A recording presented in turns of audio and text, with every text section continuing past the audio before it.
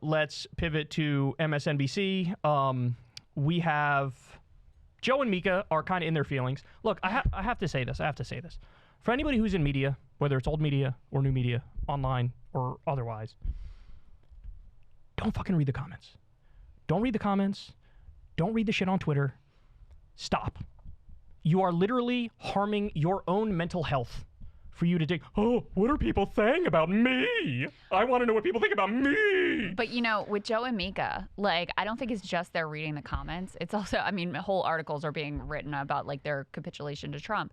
And their own ratings have collapsed. Yeah, 50%. That's right. So when they announced their whole sojourn down to Mar-a-Lago to, like, bend the knee and kiss the ring, in that same show, in the next hour, they lost 40% of their audience in a show that's supposed to be building hour over hour. So I don't think they can really avoid the downward, like, observing and being aware of the downward spiral that they've currently locked themselves into. Yeah, well, people feel like they stabbed them in the back. Yeah, well, so, yeah, they did. You shouldn't have stabbed them in the cowards, back. And all they care about is, like, sucking up to power, and that's become, like, undeniably obvious to everyone. But now they're going to compound the mistake. Because now they're going to get on their fake moral high horse and be like, how dare you make any criticisms of me? Yeah. Like, that's the whole thing that they're going to do here. So the backstory is David Frum, who is like a Morning Joe regular, is used to going on their program and doing his, like, you know, resistance, anti-Trump thing. That's what they bring him in to do. And he thinks this is, like, you know, what he's been booked to do. And he goes on, he's talking about Pete Hegseth.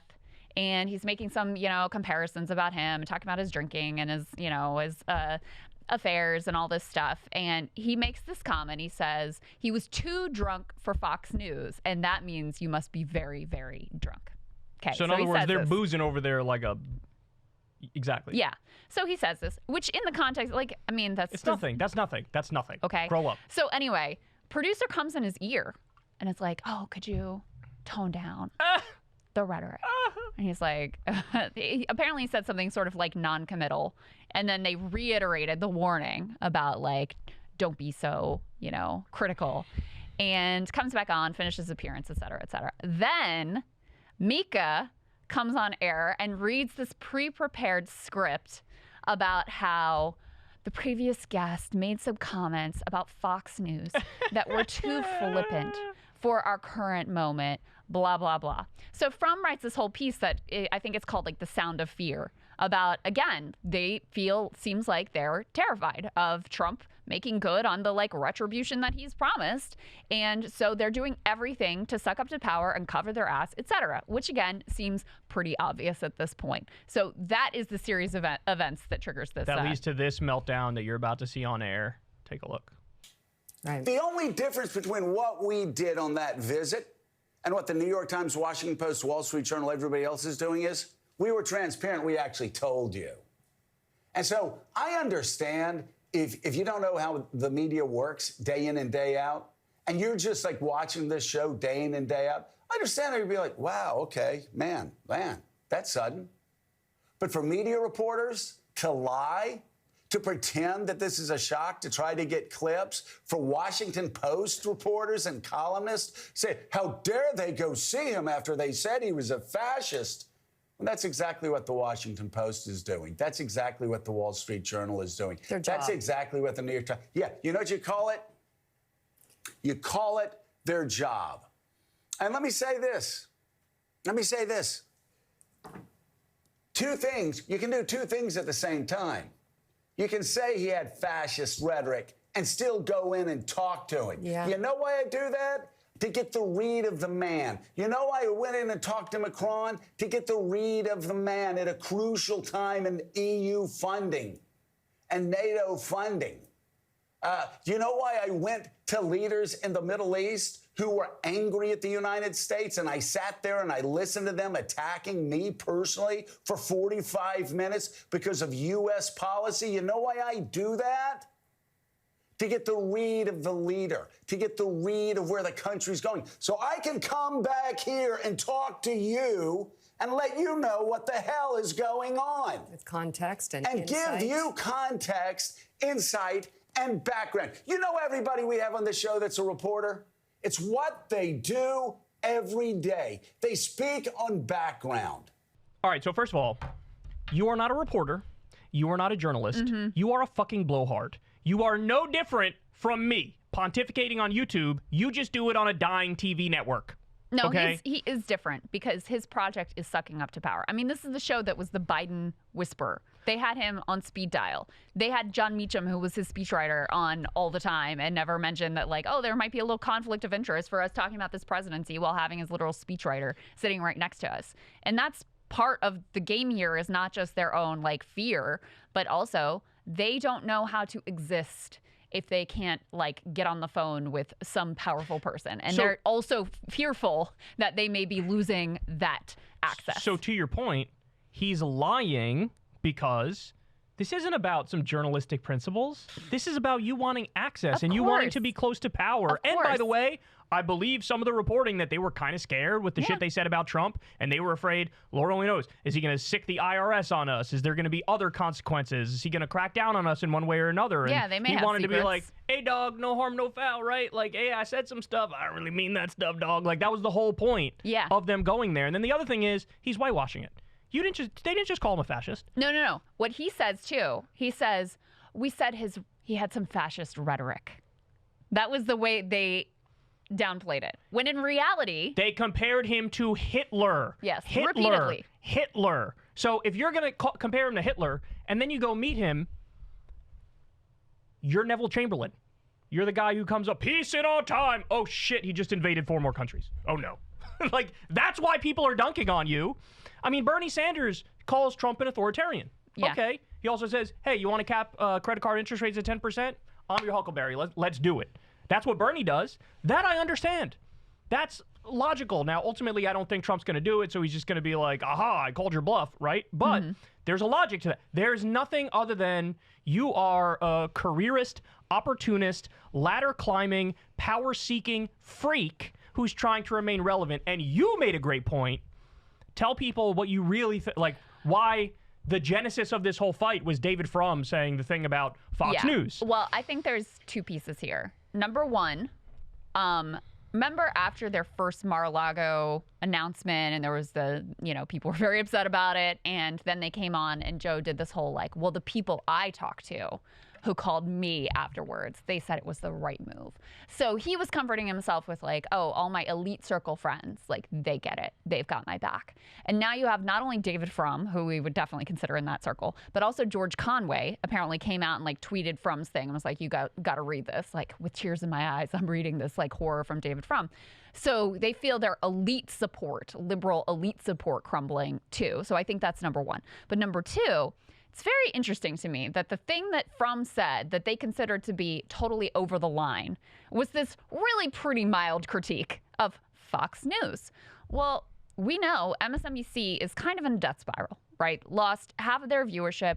Comcast has already announced they're spinning them off as part of a like company with a bunch of their cable properties. NBC News is staying with Comcast. The executives at Comcast said this was going to be like a well-funded startup. Okay.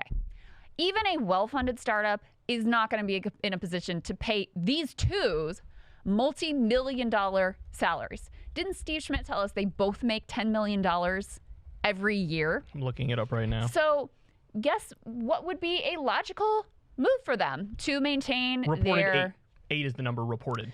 To maintain their money and their power and their influence and their sway in Washington?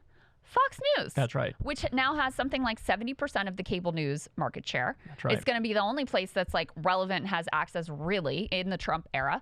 And so they may be thinking that could be a potential next move for them. No, so definitely that. Let's not piss off the potential new boss. It didn't occur to me when I first watched it. And I was just kind of laughing at how they're lying because they want access and all that. Yeah. But when you said it, I was like, oh, that's right. Because, the genesis of the fight is David Frum's comment of, Pete Hegseth drinks too much for Fox News. And if you're drinking too much for Fox News, you're drinking a lot. Mm-hmm. And everybody knows, like, Janine Pirro's a fucking drunk and she's on air all Maria the time. Bartiromo. Right? Yeah. So in other words, he's like, they're all fucking drunks over there, right? And if you're going to get offended over that, why would you get offended over that?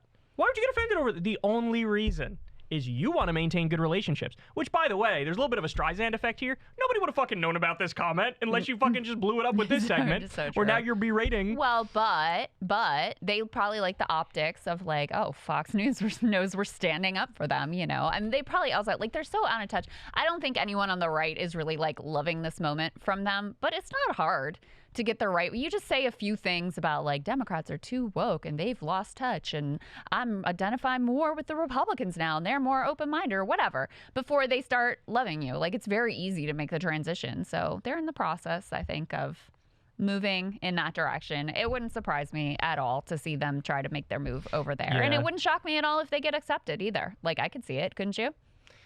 Yeah, I could see it. It's just so embarrassing and so was dishonest. A Republican congressman. I know. It's not like it will require some major ideological shift for him.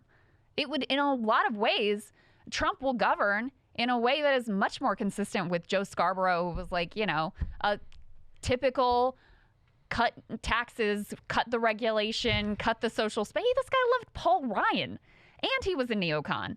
So, like, it doesn't require any ideological shift for Joe Scarborough. All he has to do is don the pro-Trump cap rather than the anti-Trump cap. It would be easy as anything. It's just so funny to be like, oh, viva la resistance, and then all of a sudden it becomes like, you know, I think he's got some points. Right. Like, and be that's like, so complete like, opposite. They were calling him Hitler, and now David Frum's like, they're drinking a lot, and they're like, you can't. That is, sir, that is too far. And the fact the producer came on the ear is really hilarious too. That's actually never happened to me in a cable news hit where they come on and are like, you need to tone it down. Well, you said when you worked at MSNBC, you said like everybody was pretty cool, but there's one group that was very cliquish and very elitist.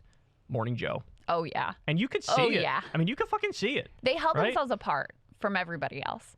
And they considered, you know, all the rest of us as like unserious liberal, you know, idiots, whatever. And so they're very, like, very their show exclusive. Sucks.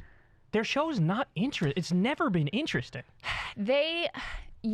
No, I agree. No, their whole thing has been sort of like CNBC, where it's not like the ratings are amazing. Right. Their ratings have never been amazing, but they knew how to curry influence, and they knew it would be on in the gym on Capitol Hill, and that lawmakers would be starting their day with it, and that leads to premium ad rates, right? The wealthier. But talk about like a limited fan base, right? Yeah. But, you know, ultimately in cable news, like in the business, the ratings, like they matter for money, but not really that much. And so if you're able to place more premium ads in the product, that actually makes up for not maxing out on the ratings. And then obviously if you're like the tastemaker who has the president on speed dial, you become an invaluable commodity for this giant corporate entity that wants to be able to get their, you know, special tax breaks or whatever the fuck they want in front of the president of the United States. And so obviously you're going to become completely invulnerable. You're going to be able to bargain for whatever multi-million-dollar salary you want, because just because of having that access, you've now become an incredibly valuable commodity to the overall corporate entity. The problem is that network is supposed to be the liberal network, and liberals are absolutely furious at anybody at this point in time who's willing to go back and do less resistance. Like, they're furious, and understandably so.